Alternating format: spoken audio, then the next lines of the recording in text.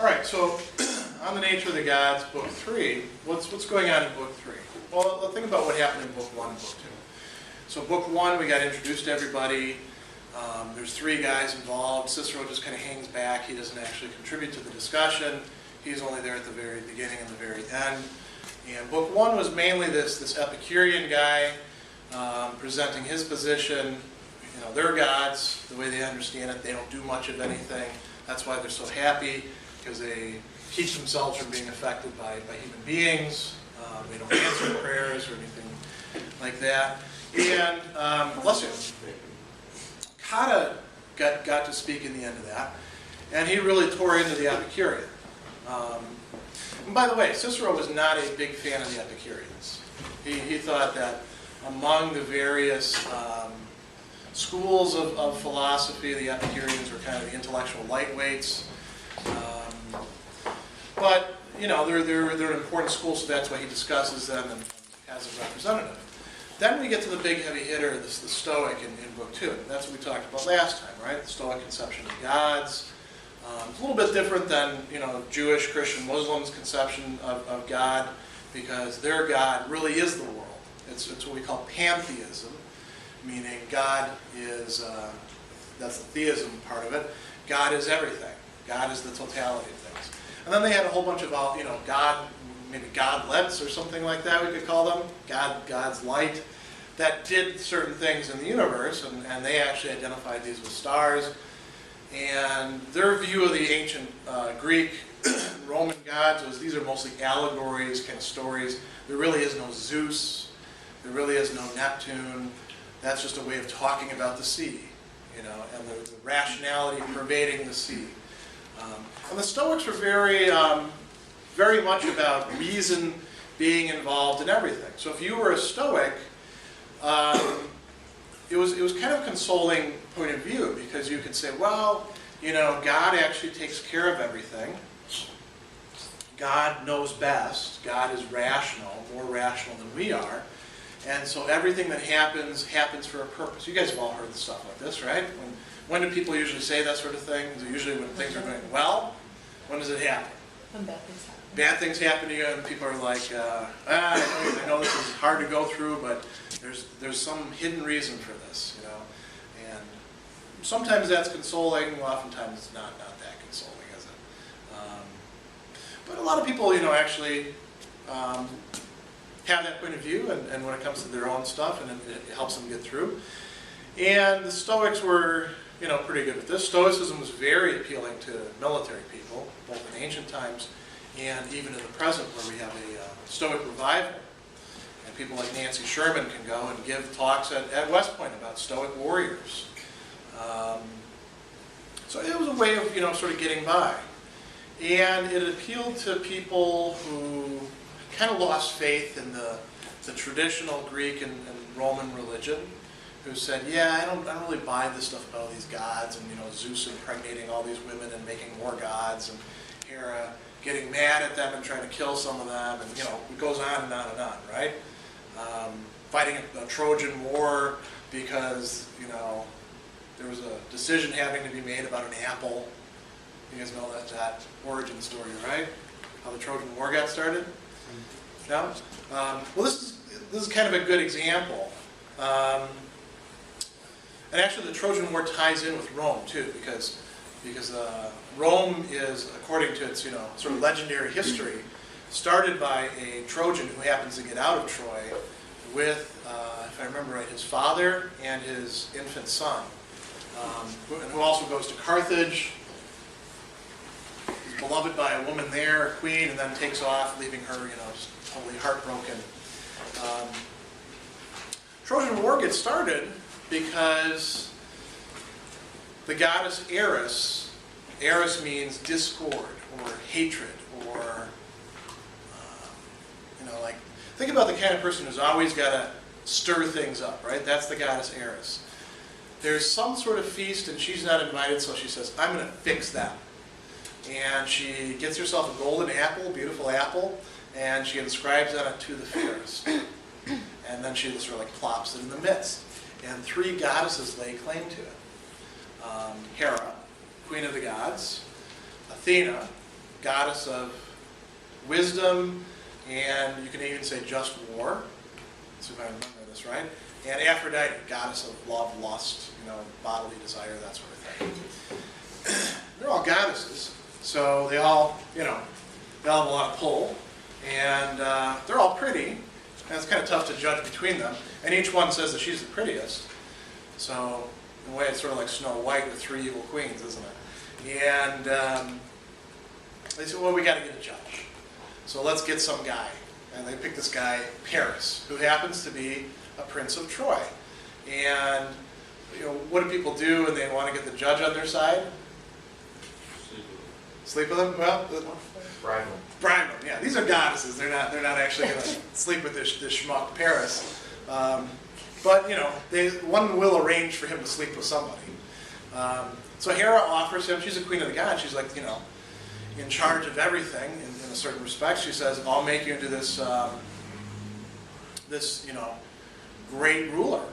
You can be emperor of everything." And Athena, I can't remember exactly what she promises. Something like prowess in war, strategy, that sort of thing.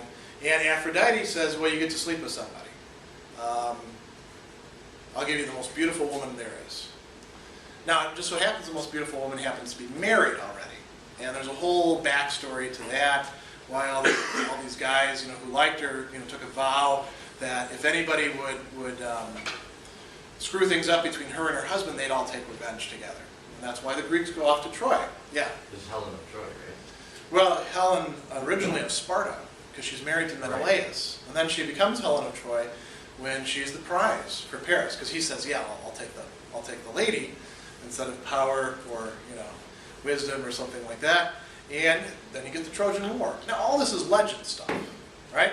And in the Trojan War, the way it's described, the gods actually take sides.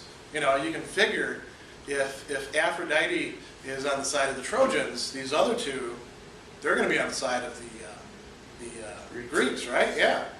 And they actually fight in battle and cause all sorts of ruckuses. So the Stoics look at that and they're like, none of that happened. These are just allegories.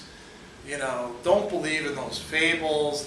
Sure, they're great stories. They express something universal about human nature or the world, but they're not really, truthful stories. They're myths. They're legends. That was part of the Stoic point of view.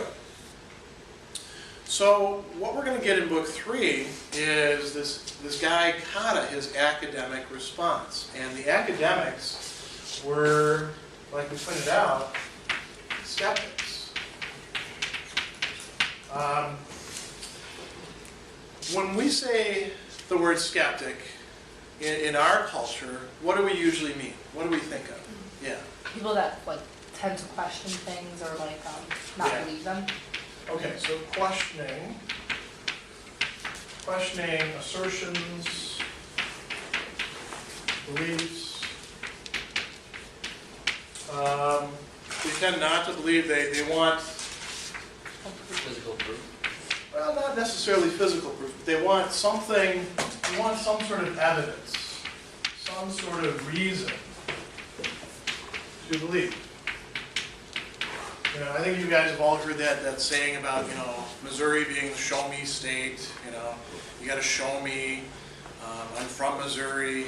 I'm not actually, but people would say this. I'm from Missouri. You got to show me. You got to demonstrate to me. You have to give me a reason to believe the claims that you're making are actually true.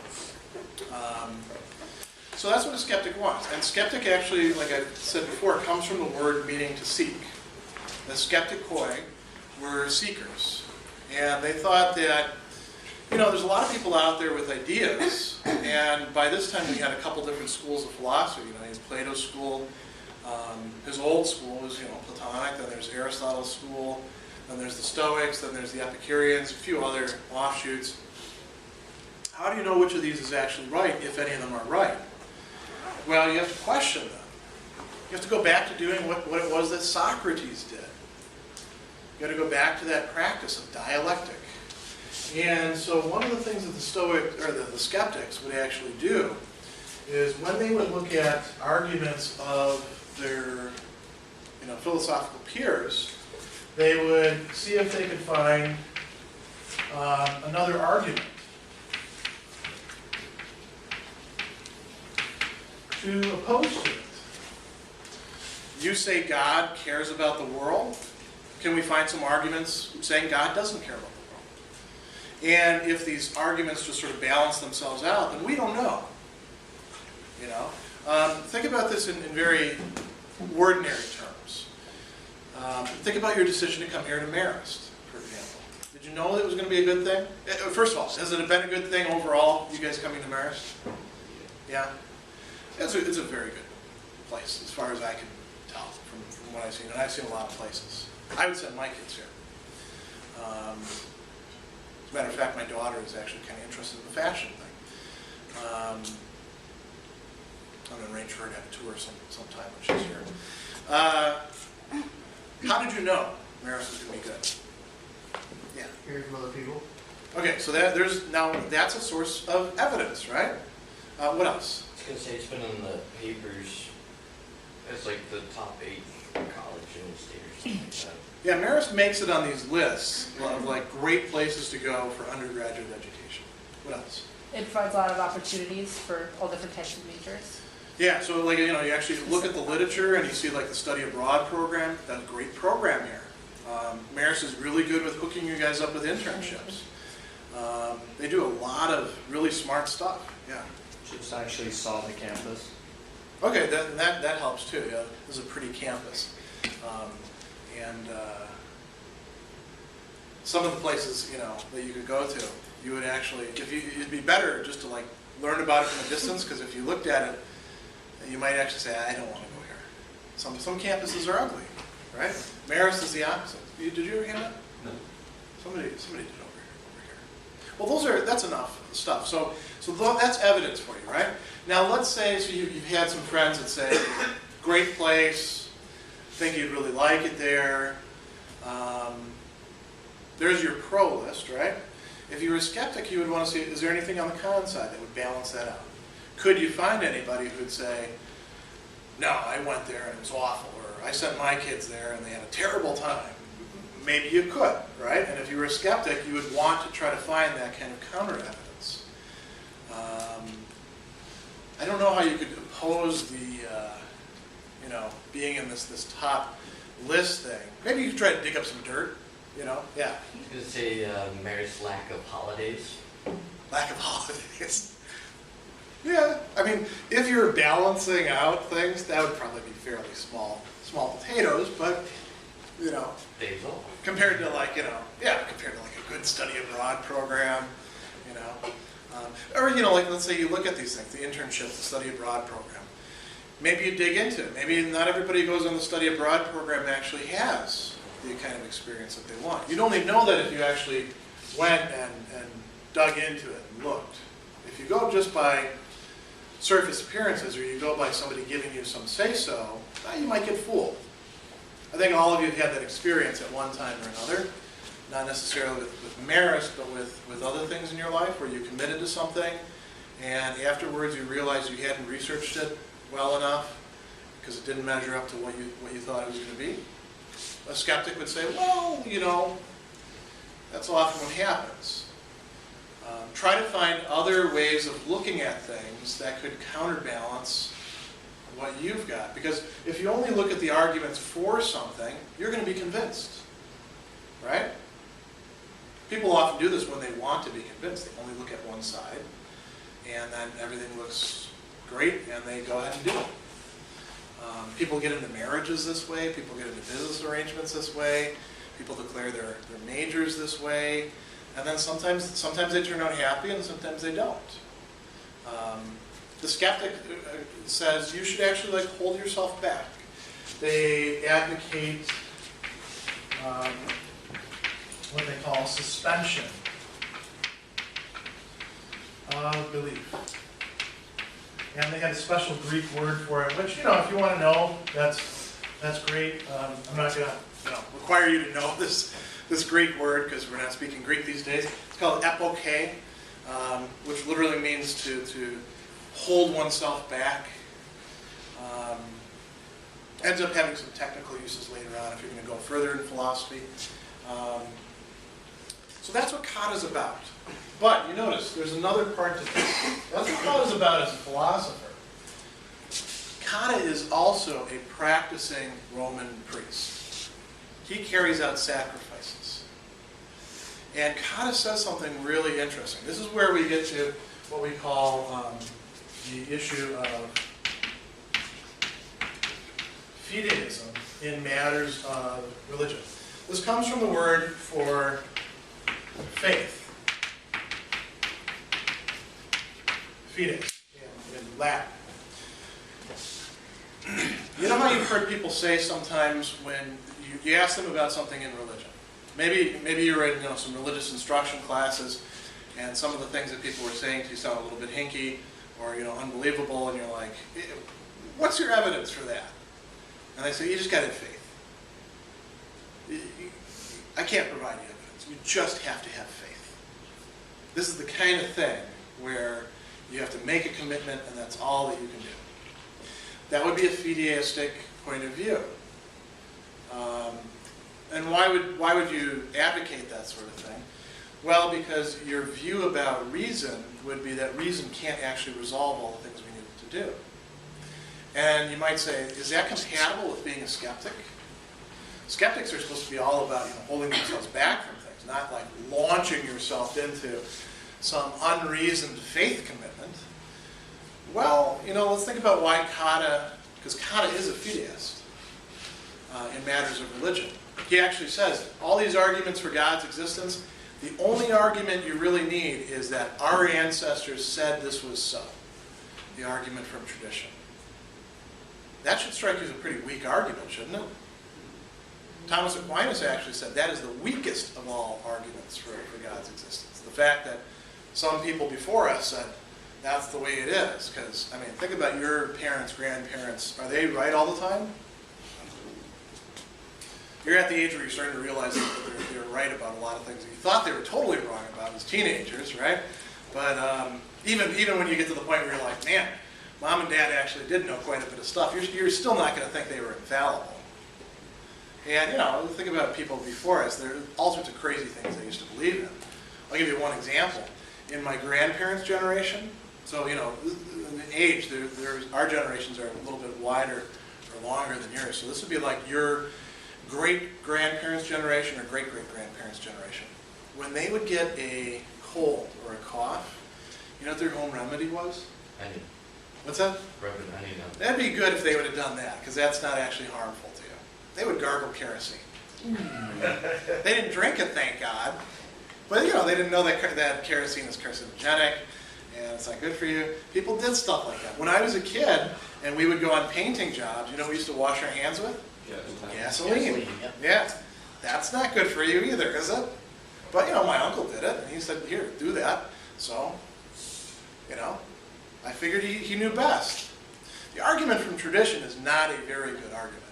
Because, you never know if these people are actually correct. But Cotta says, that's the only argument that I actually buy. In part because he is a Roman priest. He is somebody who has to deal with this problem. You can't actually, and it is his view, you can't actually wait around for complete evidence to be supplied in any sort of philosophical manner in matters of religion. Why not? Because you got to deal with them now. Especially if you actually have a job as a religious authority that he probably inherited, quite frankly. So there's a distinction here that's being made. As a philosopher, he can't say one way or the other. And he actually talks about, who was it? There was another guy. Simonides, who was a Greek poet. Simonides gets offered, he was a really smart guy.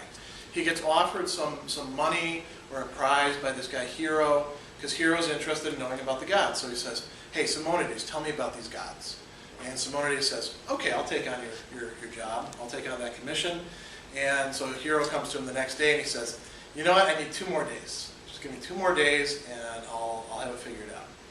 And then Hero comes to him the next day, or 2 days later, and he says, you know what, I think I need 4 days. If you just give me 4 days, I'll have it figured out. You see where this is going, right? Doubling it each time. He'll never arrive at an answer, will he? And you know why? Because if you're an academic, when it comes to these sort of really murky matters about religion, I'm willing to bet you guys have been plenty confused about religion and religious beliefs and why all these people have these different notions during your life, right? It's kind of confusing. And then when people say things like, you know, God is love. Well, what does that mean? You know? Does that mean that every time I love somebody there's a little bit of God there? There's a lot of confusing stuff. Cotta would say, yeah, if you're trying to look at this just by using human reason, just by using the resources that we possess on our own, you're not going to actually arrive at a good answer. These other people out there, like the Stoics and the Epicureans, they've arrived at answers, but they're just making stuff up. You know, they're buying into things without having good evidence for it.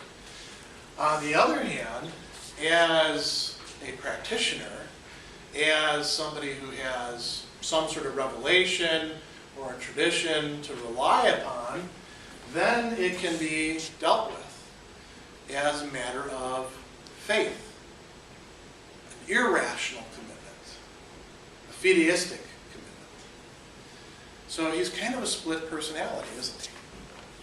But this is possible for a Stoic. You can say, yeah, as a philosopher, here's what I think, don't really know anything. As a theologian, as somebody who's talking about the gods on the basis of the gods having given me some inside track, some inside information, I can actually be certain about this stuff. That's his position. So when it comes to the other arguments, bless you, for God's existence and the things that the Stoics are saying, he's going to be very critical of those. So let's look at those things now. Do you remember what those 5 arguments were offhand for God's existence that we looked at last time? That Balbus had made? Yeah.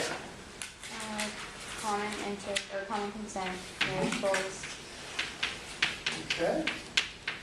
Common consent. Miracles. Miracles. Design. You guys all see it over this thing here, or should I? Okay. Intelligence. Okay. Degree of being.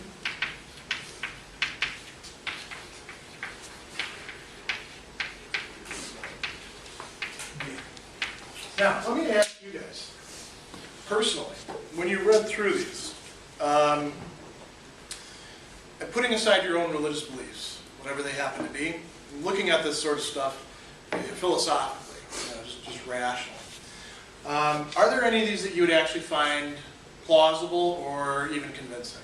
Yeah. Design. Design? Okay. Would anyone else find design? Go ahead. I was going to say I find miracles interesting. Yeah, because of the medical Yeah. idea. What about this? Any of these other ones? Yeah. Common consent. So that you find that if a lot of people, or not a lot of people, if just about everybody believes something, it probably is veridical, it's probably true. Did you have your hand up? No. Somebody else did. Yeah. Intelligence. Okay, yeah, that's a sort of kind of deep metaphysical argument there. Did anybody find the degrees, first of all, did anyone actually understand the degrees of being argument? Kind of iffy. It's one that's hard to wrap your head around. So some of these are at least plausible to you, aside from whether you actually believe in God or not. Even if you didn't believe in God, maybe some of these would be convincing. I think these days the one that gets appealed to the most is probably design in our contemporary setting. Miracles tends to be something that's preaching to the choir in a lot of cases. Common consent is harder to do these days because we do have a lot of atheists out there, right? And so you can't say, oh, everybody believes.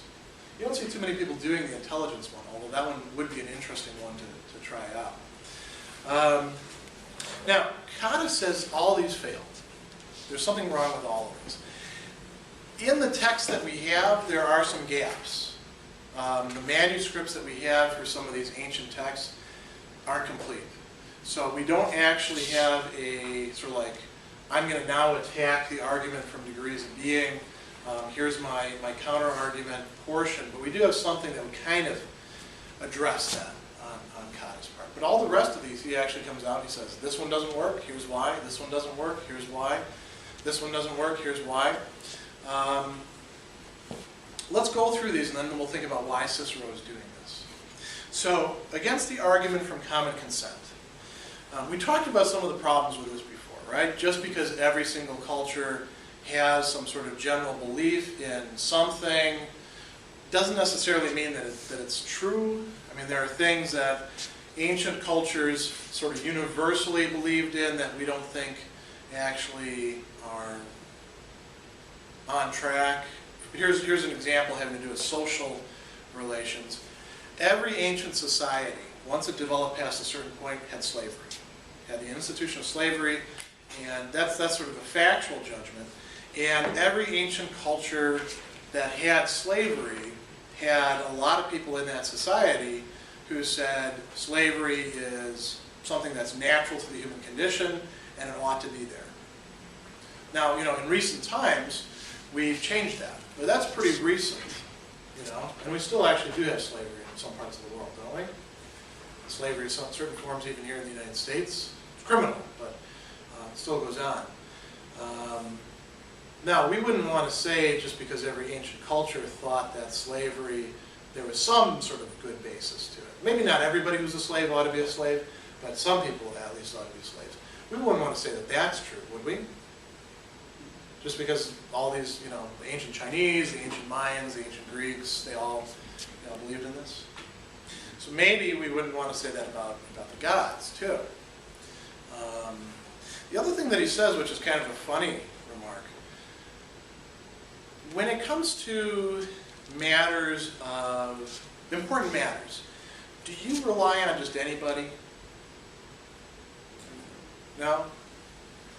Let's think about a couple different important matters. Would you take just anybody's ideas about what you ought to do with your money? No. No? Why not? Well, one, if you're not an accountant, then, or an expert on the Money manager or something right, like that. Yeah. I'm not going to take your advice. Two, you don't know my situation, Okay. my tendencies. I mean, you can make suggestions, but that's about as far as I can go. How do most Americans right now, how are most Americans doing when it comes to managing their money?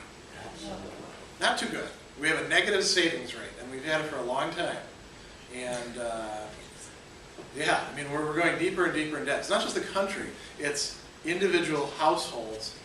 And there's all sorts of reasons for this, I mean, we can get into, that's a whole different subject. As a matter of fact, a colleague of mine taught an intro to philosophy class that was just focused on debt, which is kind of a cool concept to do, isn't it? We're just using it as an example here. What about musical taste? Do you only buy the things that are the most popular? Because everybody likes them, no? So the ordinary person or the aggregate of ordinary people is not a good judge of musical taste? No? What about, what's the most popular food, do you think? Pizza. Pizza, okay. So, and I really like pizza. I wonder what the most popular pizza chain is. Maybe Domino's? I hate that. Not really pizza. I don't know, Papa John's or? That's not Common pizza. consent, no. Yeah. See, now notice what we're doing here, right? Cotta actually says, hey, you wouldn't subject your judgment to a bunch of fools, would you? He calls them fools. So the argument from common consent is it's appealing to the masses. And, remember, these guys are all aristocratic Romans, too, so they don't like the masses at all.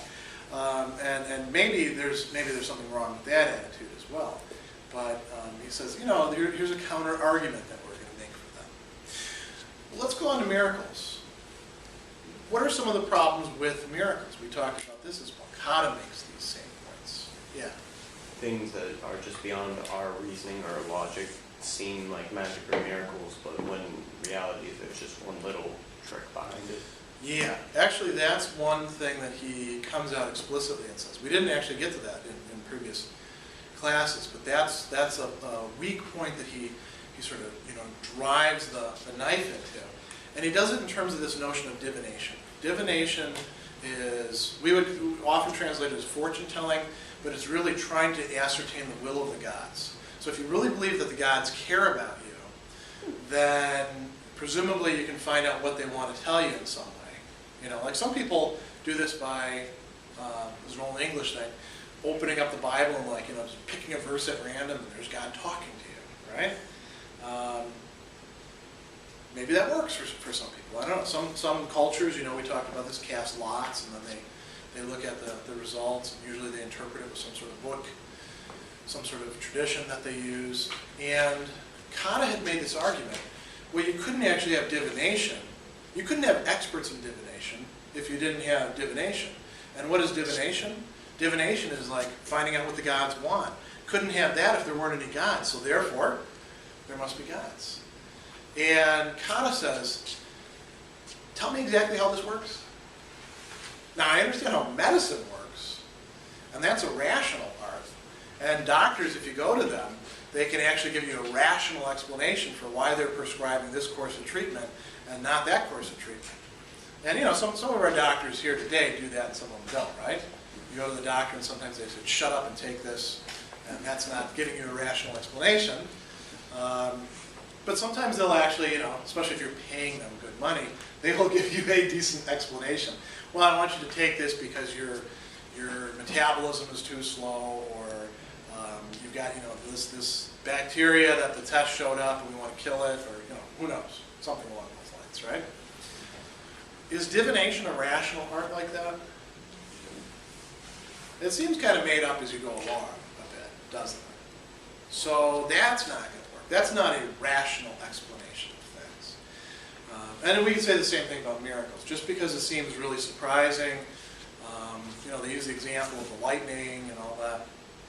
Just because we don't have an explanation for it yet doesn't mean that we should say, well, there's, you know, some God out there doing that. What about design? Design is kind of interesting too. And again, this is one that people have found pretty convincing through the years. He's got three main lines of attack on this. He says, well, you know, and this goes to the rational explanation thing. We don't have to necessarily assume some intelligent designer out there. Couldn't there be some natural, rational explanation for all the phenomena that we see? Like, you know, think about the design of, well, let's not take the eye, because remember Darwin said that's a tough one for me. Why do we walk upright? Can we think of a good sort of we're not, you know, all evolutionary biologists, but can we think of a good reason why it could be to our advantage to walk around like this? Yeah. Well, according to natural selection, the reason why we do is because the people or the animals or species before us that had more of an upright stance survived or were better able to survive and sustain life. Yeah, because you can actually see things, right? And you can, it frees up your hands so you can like make tools and throw spears and shoot arrows. Or is that what you're going to say? Or what were you going to say? Oh, I was going to say that our heads are heavy. Oh, yeah. We also have this, that's a whole different thing. We've got this massive brain. That's part of why we have to have child rearing, because it takes a long time for our brains to develop. And birth is difficult for human beings, in part because we got these massive noggins compared to other animals, you know, because we got this giant wetware computer brain. Well, I mean, do you have to postulate a God in order to explain that sort of thing? Not necessarily. You could come up with other explanations, and if you can come up with other explanations, then the argument from design should you know, weaken or at least fail. Yeah. I'm not sure if I'm 100% correct, but Christianity believes that we are made in the image of God. Yes, and that's an interesting idea. There have been all sorts of discussions about, well, what exactly does that mean? And actually, in the Book of Wisdom, it gets even more. We're made not only in the image of God, but after the image, the ikototes of God. And so people like St. Thomas, for example, will say, how are we made in the image of God? Does that mean God has like fingers and stuff like that? No, we're rational. That's how we're similar to God. Descartes, who we're going to study later on, says we're like God more in our will. Our rationality is kind of weak. So it's not very much like God's, but our will is unbounded, and that's like God. And there are a lot of different explanations along those lines. Clement of Alexandria says that we are like God in that we are musical, which is kind of an interesting thing to think about. He's got this beautiful metaphor. Not a guy we're reading in this class, because he's tough to make, tougher than the people you're reading now to make sense of. But let's go on with this. So the other problem that comes up, is there really an analogy? Let's think about what design arguments actually work with.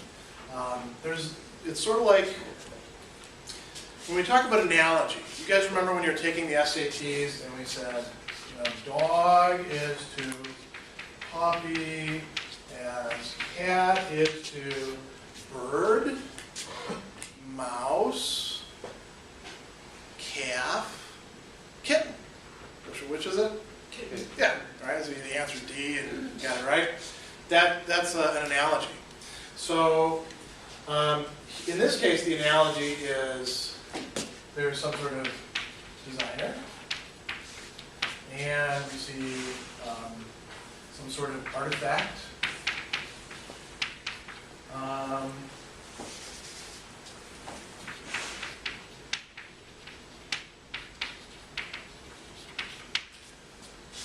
Then we say, well, look, anything that we have, in our experience, take this for example. Did this stuff all just sort of come together by chance on its own or through an evolutionary process? It doesn't work like that, right? I mean, look at all this. Why is this here? So it can close up, right? There's a purpose to it, a design. Why does it have this strap? So somebody can carry it. There's all sorts of features that this thing has. Why isn't it made out of straw? Why did they make it out of leather instead? So it could last. So you can put a computer in it. And so, people like me who are very tough on things don't destroy it. So there's a design to that artifact, right? This is, got all sorts of design features built into it. Even this does. These cheap Marist cups you can get at the store and then refill your coffee over and over again. There's reasons why things are the way they are, right? This is a good way to make a handle so you can actually hold it and pour it. What about natural things? Aren't they pretty complex? Don't they have a lot of functions? Well, there must be some sort of designer,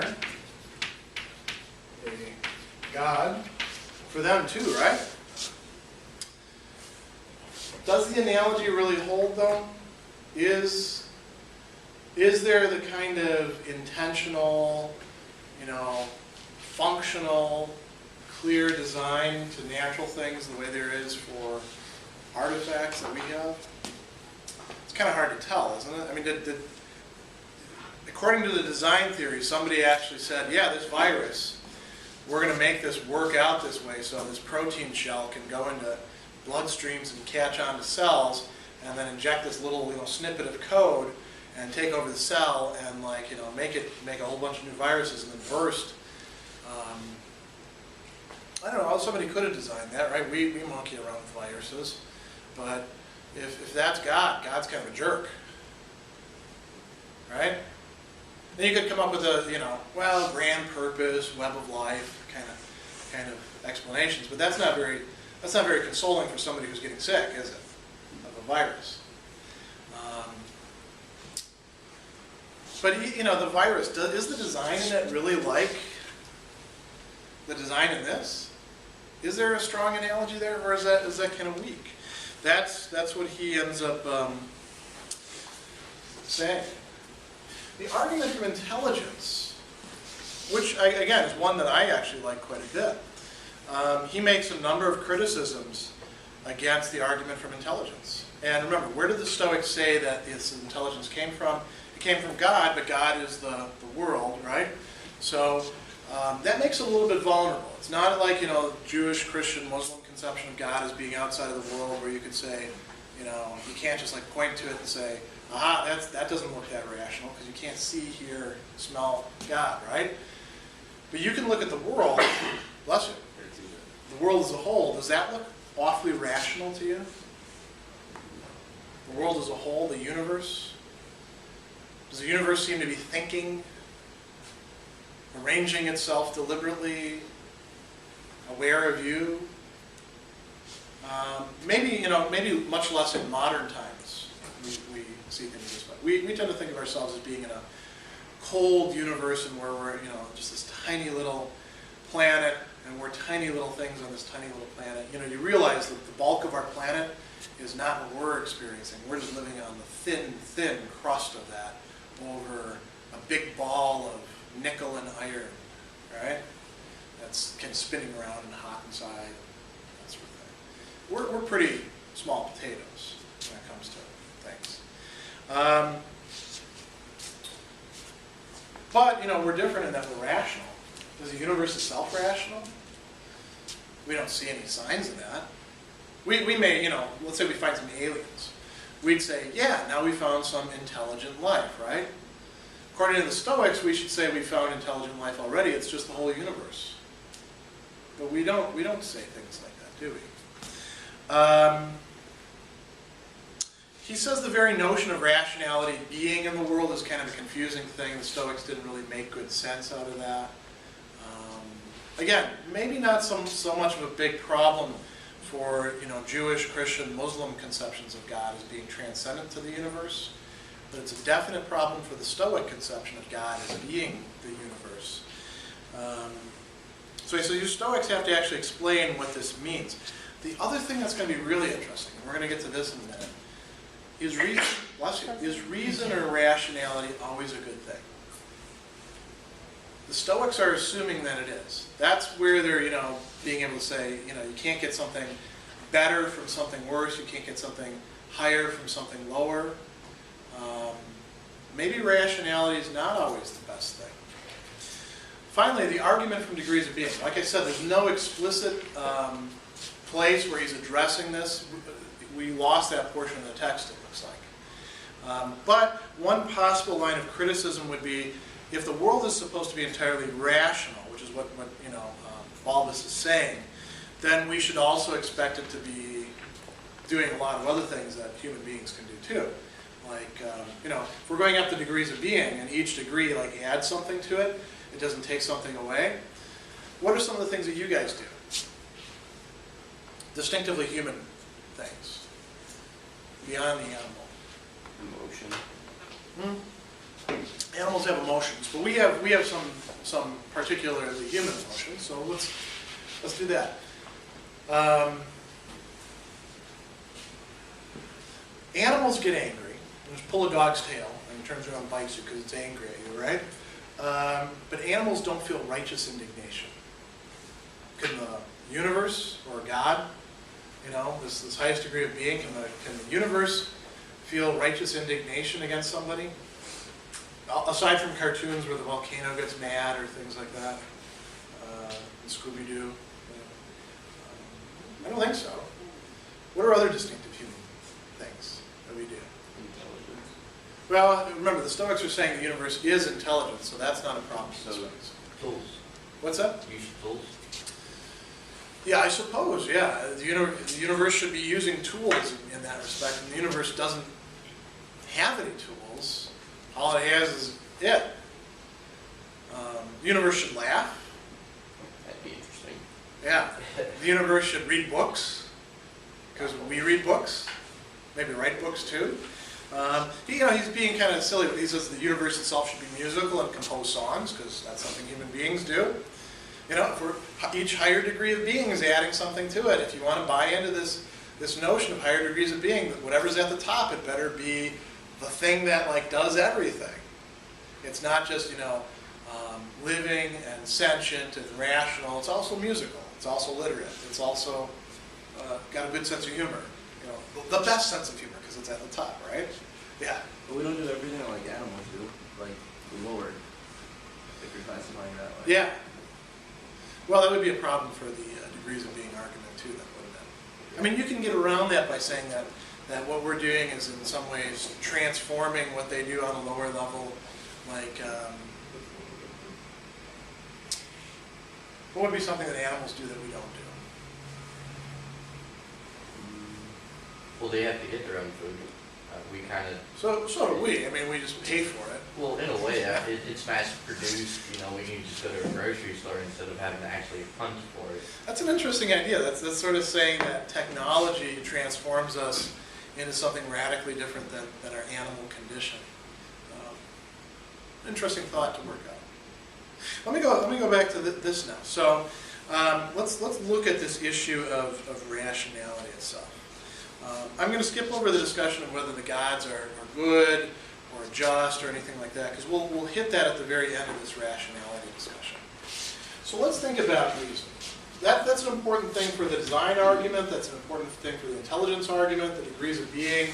The Stoics think that God or the gods are like totally rational, and one way that you can tell that the gods actually like us is the gods, or God, you know what I'm going to do? I'm just going to put this. God is totally rational, and the gods take care of us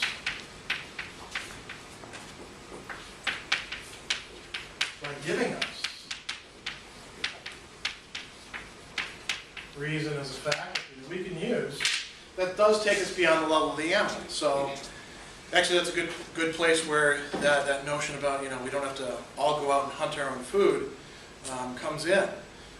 Animals for the most part, and like mommy tigers, feed their young and stuff like that, but after a while the tigers got to fend for themselves, right? Each of them has to get its own food.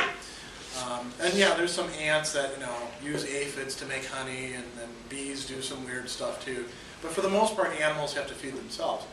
We're able to use our faculty of reason to think things out, so 99% of us don't have to make our own food, other than like popping it in the microwave or cooking it on the stove. Right? I made 3 dishes yesterday. I made chicken salad and meatloaf and meatballs and pasta sauce, none of which we actually had for dinner last night. These are all just sort of stocking up for the rest of the week and the weekend, because my wife and I work a lot, right? So, and those are things that keep. We actually had hamburgers. So I made 4 dishes last night. I didn't hunt that cow. 3 of those dishes actually had ground beef in them. They all came from the same package of ground beef that somebody ground up and put in there, and we got at Sam's Club.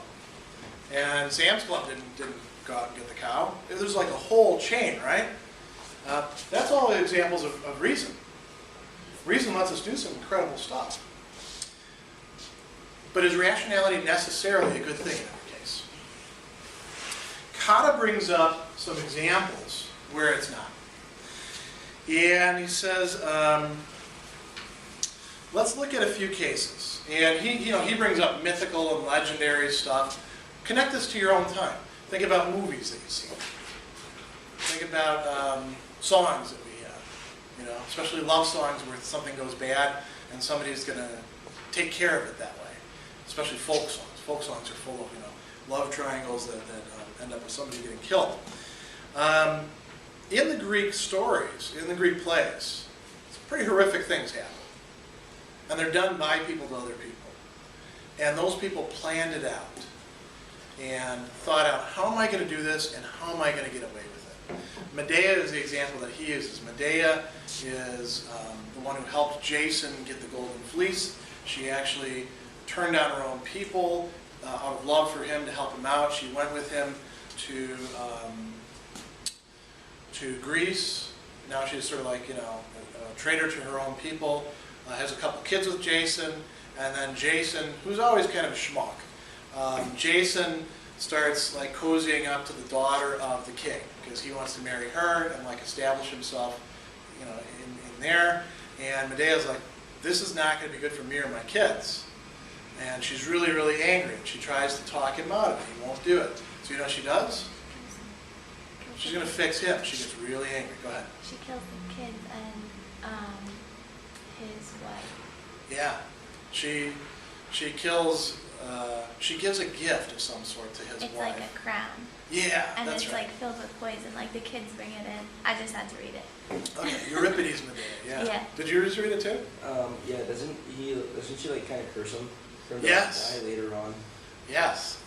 And she does a ton of damage. She kills her kids, who she loves, but she's like, hey, you know, this is going to be bad for you. And if you know something about ancient Greek culture, her kids really would have been on their own after he takes another wife. So she destroys Jason's life, destroys their progeny, and then flies off in a chariot drawn by dragons. So she's actually thought about an escape plan. She's actually got an exit strategy. That's rationality. That's reasoning. She actually thought through all these things. In the play, right, she reasons about this stuff. She says, well, if this, then this. That's reasoning. In comedies, people do all sorts of bad things too, minor bad things, and oftentimes they explain why it is to their advantage to do them. Or they convince each other, hey, yeah, man, you ought to do this. You know, it's usually about things like stealing something or cheating on somebody, or not showing up to work. Or, we should do a party today instead of going to work. Think about all sorts of teen comedies, right? There's all sorts of reasoning going on there. Not good reasoning, but reasoning. In ordinary life, you ever see people come to the wrong conclusion, wrong morally, in reasoning? Maybe you've done it yourself. I know I have plenty of times. I've done some dumb stuff in my lifetime. Using reason, think, what would happen if I did this? I should try it out. I remember when I was a kid, I stuck my mom's car keys, because back then they were thin enough, I stuck her car keys into the electrical socket. And blew out the fuse, knocked me, back. I was like 4 years old. I remember everything turning blue, for a minute, and this terrible pain. And the key kind of melted a bit, and yeah, it was a big mess. But But you learned. yeah, I didn't do that again. The other kinds of animals will do that? Dogs don't do that, cats don't do that. Monkeys will do that, because monkeys are a lot like us. They're kind of curious. There's that rationality again. Legal cases. If you ever go and sit in on a court, people make arguments on both sides. And somebody will say, yeah, I should have done this thing. And then the other person will be like, no, you shouldn't have done that thing. And they're saying, I should have done it because. That's rationality. And he says, actually, not only do a lot of bad things seem to involve reason, like, crimes, you can't actually do them without reasoning. So this is kind of an indictment of reason. Reason can be used for bad purposes or ends. And it can result in bad choices and actions. We can use it for a lot of good things too, but it's, it's kind of half and half. Maybe you could actually use reason to analyze your own reasoning to figure out whether it's bad reasoning or not. But here's where we get to another interesting point. Do most people do that? No. Most people use reason not as some sort of governing faculty, this is Cotta, that keeps them on the right path and leads them to better and better things, and doesn't leads them to the virtues and not transgressing people's rights. Most people use reason just when they have to, and then to get what it is that they want. So it's not just possessing reason, it's a question of whether you possess right reason or not. And not everybody has this. So rationality by itself is not necessarily a good thing. So let's go back to this. Were the gods really taking care of us by giving us this loaded gun that has unlimited ammo, which we can all turn on each other or ourselves at a moment's notice? Reason is what makes us the most dangerous animal. Human beings can figure out all sorts of ways to kill or maim or cheat or deceive each other that animals just can't do. Our rationality is what makes us the most dangerous, difficult animal. If you think about paranoia, for example, paranoia is like reason, in a certain sense, gone mad, gone wild, just thinking all the time. Somebody's out to get me. Who is it? Who is it? Maybe it's him. Now I start thinking about, yeah, I noticed him doing this thing before. And what should I do? If he's out to get me, maybe I better get him first. There's a guy who you're not going to read this semester, Thomas Hobbes, who talks about precisely this sort of thing, why human beings are so dangerous to each other. So did the gods do the right thing? Now, you could get the gods off the hook maybe by saying, it's not their fault that the person misused reason, right? And they give everybody a nice gift, and some people, think about it in terms of money, right? Let's say I suddenly let's say I had a ton of money, and I've just been sort of like, this has all been one big test, right? Everybody who's been showing up regularly gets 20 million bucks, and now you're set for life, right? So I give everybody 20 million bucks out of my infinite resources. How many of you would screw it up? You would? Well, it's good, somebody will admit it. Most people, if you give them a ton of money, it's not actually doing them a big favor. You actually have to have the right dispositions in place, some self-control, or else that great amount of money might actually turn out to be a bad thing for you. Now, the gods they're giving a good thing, right? Is it their fault that people misuse it? That's plausible, but then you can say, yeah, but you guys should know better. Aren't you supposed to be totally rational? Aren't you supposed to be able to think ahead? So if you give, for example, none of you are crack addicts, because otherwise you wouldn't be here at Marist. Because if you're a crack addict, pretty much your life is done. It's that way with crack, heroin, and meth, and some of the other hard drugs as well. You really cannot do much and be pursuing that lifestyle at the same time. Is it a good thing to give a crack addict 20 bucks? Even if you tell them, hey, I don't want you to use this for drugs. What's going to happen? Yeah, they'll take the money and they'll say, yes, yeah, I'm going to use it to buy. I'm going to use it to straighten myself out, and I'm going to buy myself some good meal, and give them 200 bucks. And I'm going to get a suit and tie, and I'm going to go do job interviews. And this part of my life is over. And then the next day, all the money's gone, and they're high. Now, if you actually are totally rational, you ought to be able to see that coming, right? So if you're giving rationality to people who are not completely good, can't you see that that's likely to be bad? So this is, again, we come to this issue of theodicy. Cotta thinks that the gods, if they actually did give us rationality, they probably screwed up in doing so. And it's up to somebody else who wants to say that God did the right thing to explain God's ways, to give a theodicy. Yeah? Or it's like when you go to your buddy and you nudge him and say, hey, watch this. How so?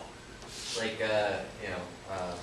you see a couple of drunk people being funny, or Yeah. for my instance, in the Marine Corps, you double dare somebody, for instance, and then you look at your buddy and go, hey, watch this idiot, or Yeah.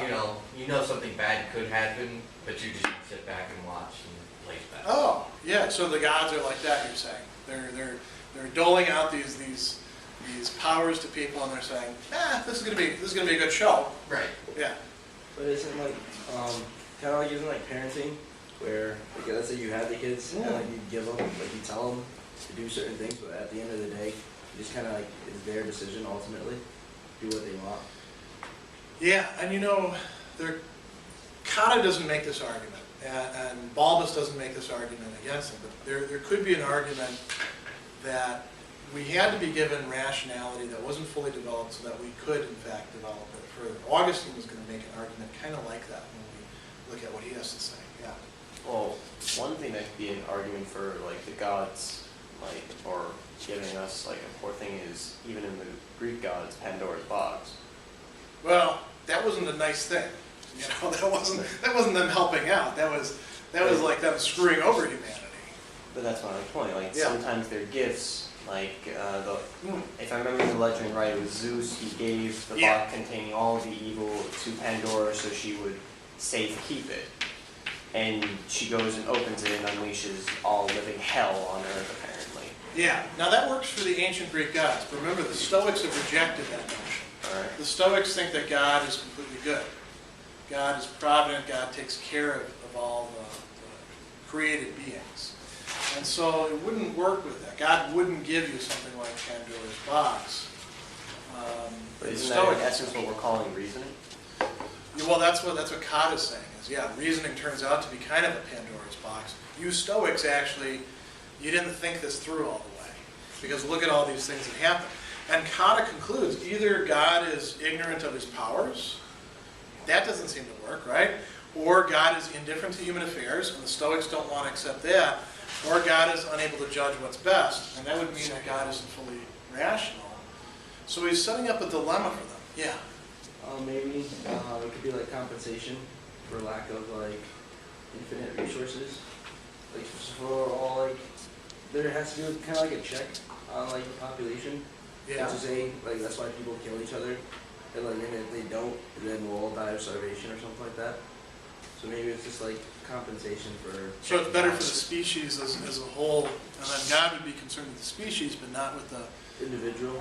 yeah, not the poor schmucks who actually are in the wrong place at the wrong time and end up being the ones who have to make way for the others. Yeah, I mean, you know, if the Stoics were willing to give up on the notion of God's being concerned for individual human beings, that would be an out for them. So this is really presenting a big challenge to the Stoics. Now, it's one that you can meet, and you guys are suggesting some interesting lines. Augustine, who we're going to look at next couple class sessions, he's going to try to deal with this problem of theodicy as well. Jewish and Christian and Muslim thinkers have brought out some stronger arguments in favor of God was actually doing the right thing. God, you know, was on the ball, even though there is evil, even though, you know, people do the wrong things, and they'll do it by relocating the responsibility for the wrong. Where do you think? What's that? Like the reasons of It won't actually be God's responsibility for it. Yeah, it'll be the individual agent, the individual person. Some people would be tempted to say, well, that's the devil's fault. But, you know, traditional Orthodox Judaism, Christianity, Muslim stuff doesn't just write everything off by saying, well, it's somebody else's fault. Yeah.